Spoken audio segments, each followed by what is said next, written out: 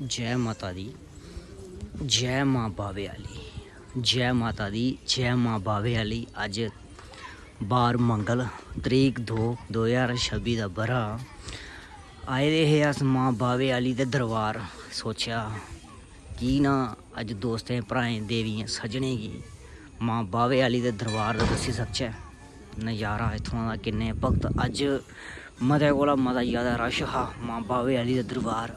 2:30 बजे दियां लैनां लग्गी दियां हियां ते अस बी लैने बिच लग्गे ते मसवां दर्शन करियै हून बाहर निकले आं घरों।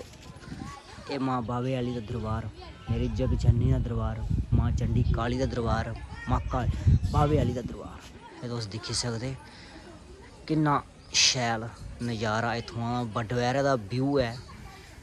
करो जी इत्थुआं लाइव दर्शन। जियां तुसें सारें गी पता है कि अंदर फोन लेन नहीं दिंदे हैन मंगलवारें, बाकी दिनें तुस जाई सकदे हो, मगर अज फोन लेना इत्थुआं मना कीता गेदा है ते असें तां फोन नहीं लेता। सोचेआ कि ना अज अस तुसेंगी बाह्रों गै महामाई दे दर्शन कराए जान। एह् तुस दिक्खी सकदे सामनै मता गै सारा इत्थै रश हा, मतियां सारियां इत्थै कंजकां बैठी दियां न। एह् दिक्खो जी, जय माता दी, जय माता दी।